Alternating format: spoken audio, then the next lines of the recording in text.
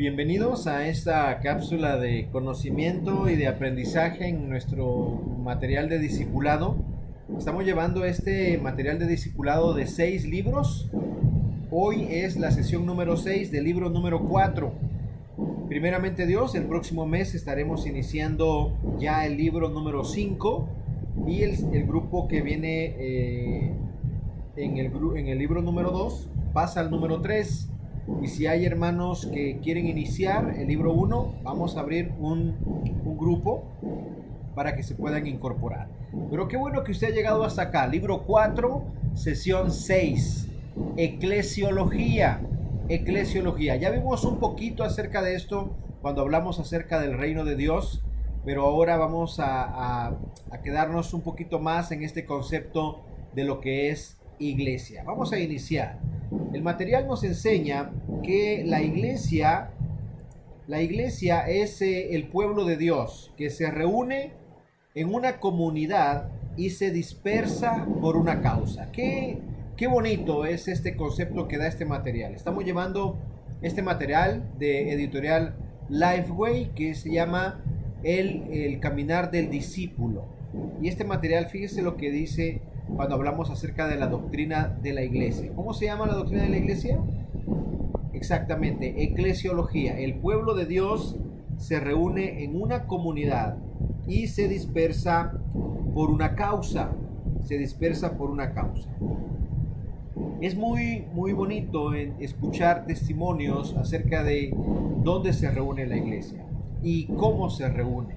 ¿Por qué? Porque lo que hacemos iglesia somos nosotros. Ya sabemos que el concepto de iglesia, que normalmente nosotros lo aplicamos a un edificio, lo aplicamos a una construcción, y pues así es como lo hemos acostumbrado a hacer, ¿verdad? Pero en realidad la iglesia somos nosotros, y nosotros hacemos iglesia.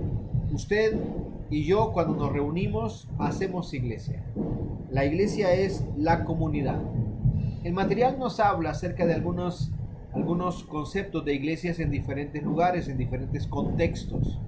Pero yo quiero mostrar un cuadrito donde nos habla acerca de en los lugares donde es más peligroso ser cristiano. Son 50 países. Este Ministerio de Puertas Abiertas hace esta lista cada año. Cada año se actualiza. Y esta es la lista 2025. Los 50 países donde es más peligroso ser cristiano. Aquí hay iglesias, hermanos. Y hay cristianos en mayoría de lo que en donde nosotros estamos, en el contexto donde nosotros nos encontramos. El lugar más peligroso para ser cristiano es Corea del Norte, el país de Corea del Norte, número 1. Y ahí hay más, pero quisiera resaltar pues los países aquí en este lado del mundo, ¿verdad? En el lugar número 46 está Colombia. Colombia es el país número 46 donde es más peligroso ser cristiano. El lugar número 31 es México. México es considerado uno de los países donde es más peligroso ser cristiano. El lugar número 30 lo ocupa Nicaragua. Hoy en día, bajo una dictadura, Nicaragua subió de lugares en donde es más peligroso ser cristiano. Y el número 26 es Cuba. Cuba sufre una persecución de cristianos, aunque hay una libertad, entre comillas, para las iglesias cristianas. Siempre hay un control. Tenemos hermanos muy cercanos que van de viaje misionero a Cuba, y ellos hablan acerca de que sí hay un lugar donde predicar, donde compartir, pero siempre están siendo escuchados, siempre están siendo controlados en una manera, en el horario en el que se reúnen, las actividades que hacen. Entonces, estos 4 países, hermanos, de este lado del mundo, latinoamericanos, donde se es más peligroso ser cristiano. Y pues en el otro lado del mundo, mire cómo está el mapita lleno de puntitos, y pues es enorme, ¿no? Pero ahí hay cristianos, hay iglesia que está siendo perseguida. porque la iglesia somos nosotros, aunque nuestros hermanos en Corea del Norte no tengan un lugar de reunión, dicen que hay millones de cristianos en aquel lugar. Ministerio de Puertas Abiertas, dicen que hay más de 380 millones de cristianos que están enfrentando altos niveles de persecución. Únase con nosotros a este tiempo de oración también, porque cada 15 días en nuestro servicio de estudio y oración oramos por uno de estos países. Estamos por iniciar una dinámica de tener un mural de oración por estos países, y únase, hermano, en oración por cada uno de estos países donde hay hermanos, hay iglesias, porque la iglesia la hacemos nosotros como personas. Hay iglesias donde están siendo perseguidos solamente por su fe. Entramos ahora entonces, y quisiera comenzar con la etimología de la palabra iglesia. La etimología de la palabra iglesia viene del griego, no me apareció aquí en la diapositiva, pero es eclesía. Eclesía, la iglesia es eclesía. La eclesía es lo que significa llamar afuera, es convocar a una asamblea. Es como cuando vamos por la calle y llamamos a nuestros vecinos a una asamblea. Ese es el sentido de la palabra iglesia. La iglesia primitiva, hermanos, fue un poderoso movimiento que Dios inició y que Dios mismo sostuvo. La iglesia primitiva, podemos encontrar este relato en Hechos 2, ahorita lo vamos a ver más adelante, donde habla acerca de lo que es iglesia. En esta iglesia, hermanos, se salvaba a la gente, se transformaban las vidas y se predicaba el evangelio y se enviaba a la gente para que hablaran de Jesús a las naciones. Eso es lo que hace la iglesia y lo que es la iglesia. Y la iglesia primitiva nos muestra esta dinámica que es muy pertinente al día de hoy, hermanos, porque es necesario que nosotros entendamos y sepamos lo que es iglesia. He preparado este cuadrito que siempre me gusta mostrarlo y enseñarlo cuando hablo acerca de la iglesia. Voy a mover un poquito la cámara para acá para que no les haga estorbo en lo que está apareciendo ahí el cuadrito. Iglesia, hermanos, es un cuerpo local de creyentes bautizados, confesados, congregados voluntariamente para los propósitos redentores de Cristo. Iglesia es esto. Usted puede estar checando aquí en el cuadrito que está apareciendo acá en la pantalla, en donde es muy bonito entender lo que la iglesia es. Voy a tratar de remarcar lo que aquí está diciendo. Fíjese lo bonito que nos enseña este texto. No sé si se distorsionó. Voy a ver para acá. Ahí ya no me apareció, ¿verdad? Lo voy a regresar un poquito para que lo podamos mirar. Ahí está. Ahora sí. Nada más que me atrasó un poquito. Ahí está lo que es iglesia. Fíjese. Es el cuerpo local de creyentes. Eso hace la naturaleza de la iglesia. Nosotros somos el cuerpo local de creyentes y nosotros hacemos iglesia.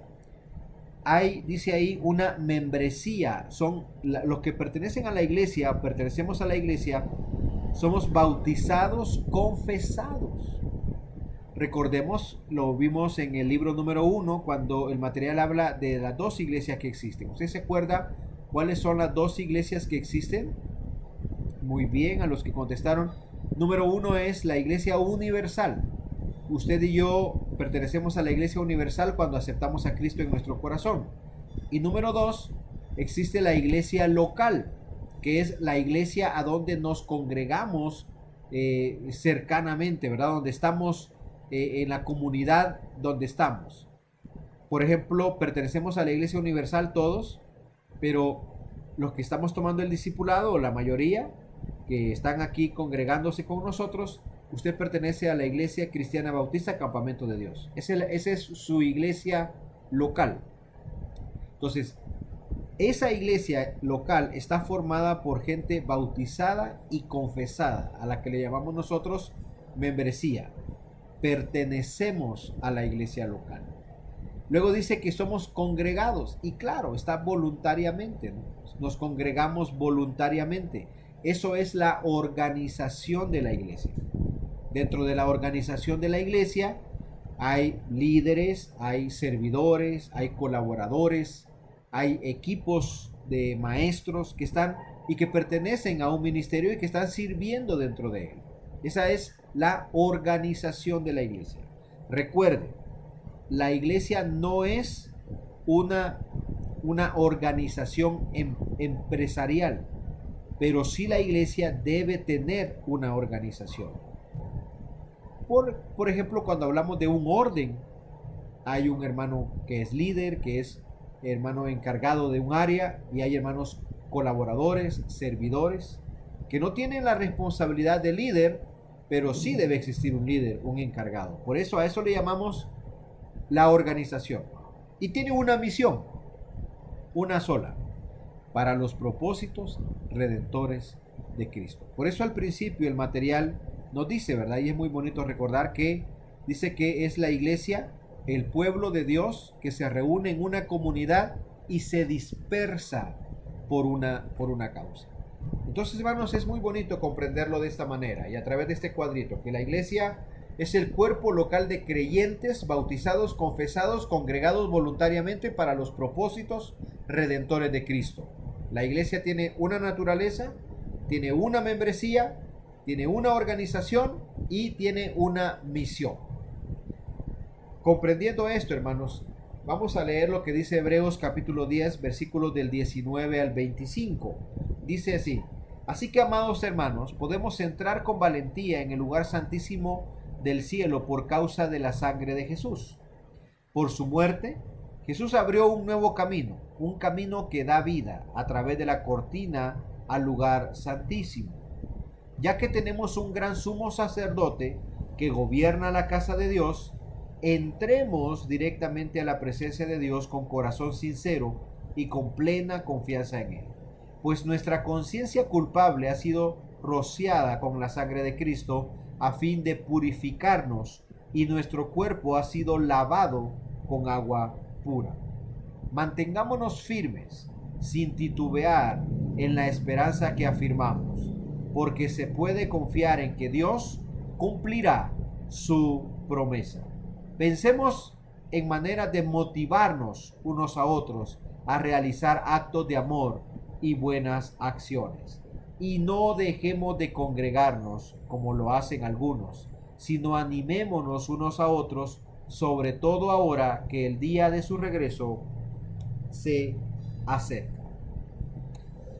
Algunos cristianos dicen, es que yo estoy desanimado, yo me sentí traicionado por una iglesia en la cual confié, y pues miré esto, miré lo otro, y me sentí pues por los suelos, ¿no? Hermano, no hay una iglesia perfecta. Somos iglesias que somos formadas por gente imperfecta. No hay iglesia perfecta. Pero el llamado de Dios es a que usted y yo no podemos dejar de congregarnos, o no debemos hacerlo, porque es una necesidad en la vida del creyente. En la vida del creyente es necesario el tiempo de comunión que debemos tener los unos con los otros. Y por eso es importante que busquemos siempre un lugar donde congregarnos, al cual pertenecer. Y la iglesia es ese lugar, o debe serlo para cada uno de nosotros. En Hechos 10:24 aparece este versículo. Aquí hay otra versión. Dice, ¿qué significa considerémonos unos a otros para estimularnos al amor y a las buenas obras? Aquí está otra traducción. Tratemos de ayudarnos unos a otros y de amarnos y de hacer lo bueno. Ese es el esfuerzo que debe existir en la iglesia local, porque somos hermanos, somos una familia en la fe. Una familia se cuida, se protege, una familia se apoya, y eso es lo que somos en la iglesia. Y debemos buscar cumplir con esto que Dios ha dejado ha dejado en su palabra. La iglesia, hermanos, es una familia. La iglesia no es una organización, pero sí debe tener una. No es un negocio ni una empresa comercial. La iglesia es un organismo.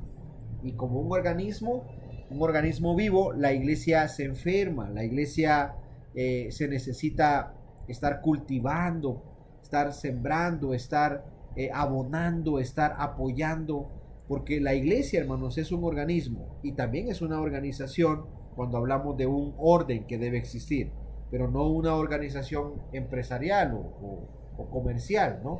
Hoy en muchos casos, hermanos, hay iglesias que se han convertido en negocio, pero recuerde, no todas las iglesias somos iguales. Conózcannos, hermanos, conozcan a las iglesias. Dentro de toda esta multitud de iglesias, hay iglesias sanas. Habemos iglesias que nos esforzamos por ser iglesias donde nos mantengamos en el camino correcto.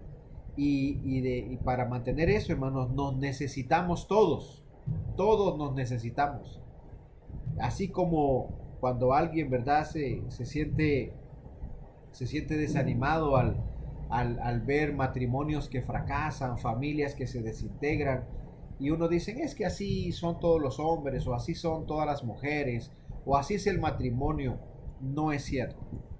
Hay familias que nos esforzamos por hacer las cosas bien.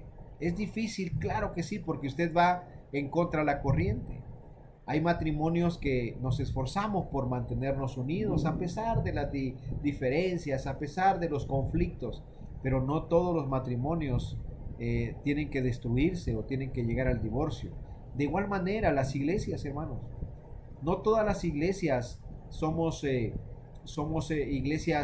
iglesias que nos mantenemos en el camino correcto. Muchas se van, muchas le dan el sentido de negocio, muchas van por un camino equivocado, pero no quiere decir que todas son así. Así que siempre hay una iglesia que va por un camino correcto. Normalmente muchos se dejan guiar por la cantidad de personas en una iglesia, el edificio que se ve bonito. Eso no es una muestra de una iglesia sana. La muestra de una iglesia sana es el sentir y el corazón de sus congregantes. Y ese es el trabajo de todos, hermanos. Qué bonito es que luchemos todos por tener una iglesia sana. Y sí se puede lograr, pero requiere bastante esfuerzo. Aquí entonces voy a preguntar, ¿cómo ha experimentado usted las bendiciones de la familia de la iglesia? Por favor, anótelo ahí en su material. Anote eso, hermano, porque nos da mucho gusto que usted pertenezca a nuestra iglesia. Nos da mucho gusto que usted pertenezca a la iglesia. Y créame, hermano, créame que nos esforzamos por ser una iglesia de bendición. Nos esforzamos por ser una iglesia en la que usted se sienta identificado y se sienta parte de ella. Así que si hay algo, hermanos, en lo que estamos fallando, por favor acérquese. Hay hermanos, y yo estoy muy agradecido con eso, que llegan aquí a la oficina y me dice, pastor, no me gusta esto, pastor, podemos mejorar en esto. Eso, hermano, enriquece la iglesia, y por el bien de todos, por el bien mayor, es por el que debemos nosotros regirnos. Así que, hermanos, necesitamos buscar eso. Claro, ¿verdad? Que sea un bien que esté amparado por la palabra de Dios, y que busquemos todos ser parte de una iglesia en la que crezcamos, en la que crezcamos juntos. Así que anote, por favor, cuáles son de las bendiciones que usted ha experimentado el pertenecer a una iglesia, y compártala, por favor, con cada uno de nosotros. Vamos entonces a avanzar. Entonces, ¿qué es la iglesia? Aquí hay una de las muchas definiciones posibles. La iglesia es una familia de creyentes en Jesucristo, bautizados. Esto es muy importante, hermanos, recalcar, porque cuando nosotros confesamos a Cristo como Señor y Salvador, pertenecemos a una iglesia universal. Pero cuando damos el paso del bautismo, vamos a tener bautismos primeramente Dios el día de mañana, y los hermanos que se bautizan dentro de la iglesia pertenecen a la iglesia local. Por eso cuando hablamos de iglesia local, hablamos de creyentes que son bautizados, porque recuerde que hay una verdad muy impactante en la vida de las iglesias, y que es que no todos los que nos congregamos en una iglesia, no todos son personas que pertenecen a esa iglesia. Hay personas que llegan los domingos o los días de reunión a la iglesia y son personas que simpatizan con el cristianismo, pero no quieren un compromiso con la iglesia local. No estamos hablando que no sean salvos, estamos hablando de aquellos que pertenecen a la iglesia local. Por eso es que debemos cuidar esa organización. Porque pues hay personas que llegan solamente a congregarse o son simpatizantes, son oyentes y está bien, los recibimos y todo, pero debemos entender que no son personas que están comprometidas con el desarrollo de la iglesia local. Hay un buen grupo de hermanos comprometidos con la iglesia local, que Dios pone en su corazón el servir, el involucrarse en un ministerio, en crecer en su desarrollo espiritual, en servir. Y todos esos que son personas comprometidas son los que pertenecen a la iglesia. Entonces, la iglesia es una familia de creyentes en Jesucristo, bautizados que se reúnen para vivir en comunidad y se dispersan por causa de hablarle al mundo acerca de Jesús. Hoy fuimos a evangelizar. Aquí hay un parque muy conocido que se llama el Parque El Llano y hay otro a una cuadra que se llama el Jardín Consati. Y yo me puse en una esquina y comencé a ver a los hermanos que estaban compartiendo. Y yo dije, gracias a Dios por la vida de los hermanos. Esto es lo que es una iglesia. Sales a repartir folletos, sales a compartir tu fe y nos dispersamos. Ustedes van por acá, hermanos, nosotros vamos por allá, salimos de las 4 paredes y vamos a compartir el evangelio. Cuando nosotros nos dispersamos así, unos van aquí cerca, otros van lejos, van a otro pueblo, otra ciudad, otro estado, otro país. Nos dispersamos para hablarle al mundo acerca de Jesús. Recordemos este cuadrito, hermano. No se olvide de este cuadrito. La iglesia, su naturaleza, su membresía, su organización y su misión para los propósitos redentores de Cristo. ¿Qué es la iglesia entonces? En primer lugar, el pueblo de Dios está llamado a ser parte de una comunidad. Ahí me faltó la D. Comunidad, ¿sí? Entonces, entendemos de lo que es. La iglesia, hermanos, primitiva experimentó la comunidad de una manera que creó lazos inseparables e irrompibles. La gente se sentía parte de su iglesia. Usted y yo debemos sentirnos parte de la iglesia local. Debemos apoyar la iglesia local, debemos servir, debemos preocuparnos por la iglesia local. Debemos estar al pendiente de nuestra iglesia. Dios, hermanos, obró de una manera poderosa. Los apóstoles enseñaban, las vidas eran transformadas y el espíritu se movía. Las personas daban generosamente para satisfacer las necesidades de los demás. Ellos pasaban el tiempo comiendo juntos en sus hogares y reuniéndose para adorar en el patio del templo. Fue un periodo increíble para la iglesia. Esto dice Hechos capítulo 2, versículos del 42 al 47. Todo esto es lo que hacía la iglesia. Usted lo puede revisar ahí en su Biblia y va a ver que la palabra de Dios enseña todo esto. Pero el llamado es, hermanos, a que como discípulos nosotros debemos buscar dispersarnos. La iglesia no solo está llamada a reunirse como una comunidad, sino también a dispersarse por una causa. ¿Cuál es la causa?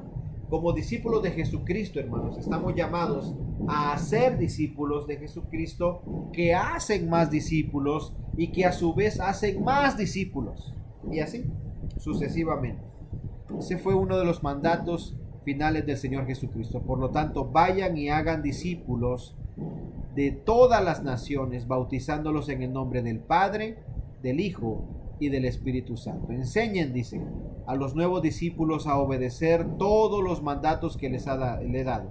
Y tengan por seguro esto, que estoy con ustedes siempre hasta el fin de los tiempos. Hemos aprendido, hermanos, que la iglesia tiene dos funciones: reunirse en la comunidad y dispersarse por una causa.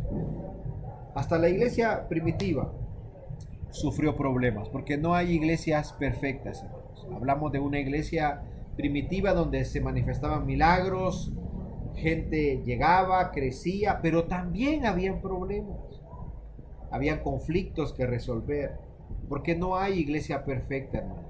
Y si usted llega a encontrar una iglesia perfecta, ya sabe la respuesta, ¿verdad? No vaya, porque la va a echar a perder. Y no hay, hermanos, en este tiempo iglesias perfectas. Toda iglesia es imperfecta hasta que Cristo venga, nos transforme y ahora pertenezcamos a esa iglesia eterna, entonces será una iglesia perfecta. Pero hasta la iglesia primitiva era imperfecta. Ellos luchaban con conflictos, con asuntos del pasado, las maniobras o la manera en la que trabajaban, la inmoralidad. Hubo casos de inmoralidad en la iglesia primitiva, un mal liderazgo. Pero a pesar de todo esto, hermanos, la gente amaba a Jesús y trabajaba muy duro para arreglar los problemas y ser un verdadero reflejo de Jesús en el mundo. Eso es lo que nos debe caracterizar. Como iglesia, hermanos, debemos reunirnos no para ver si el hermano o la hermana anda bien o anda mal, no para ver si ya salió del problema o para ver si el pastor es un buen pastor o el maestro es un buen maestro. Bueno, reunámonos para alabar y glorificar el nombre de Jesús. Nos reunimos porque amamos a Jesús y de eso se trata el propósito principal de la iglesia. Hoy no hay iglesias perfectas, porque personas imperfectas dirigen y llenan las iglesias. Pero aunque ahí no hay familias perfectas, hermanos, sí hay algunas familias que están sanas. Recuerde que no podemos ser familias perfectas, pero sí familias saludables. ¿Por qué? Porque trabajamos para resolver conflictos, para practicar la gracia y el perdón y trabajan juntos en una meta en común. Es como cuando vamos a un club de dieta, ¿no? Hay personas que pues ya están en un punto alto de la dieta, se ven sanas, pero hay otros que no estamos así, que estamos comenzando, que batallamos, que queremos guardar dieta, pero pues ahí está, ¿no? El refresco, ahí está el pancito, ahí está el postrecito, para los que están comiendo provechito. Así que, hermanos, así es como cuando vamos a un gimnasio. Hay personas que ya van muy avanzadas en su ejercicio, pero hay otras que están comenzando. Es igual, hermano, en la iglesia.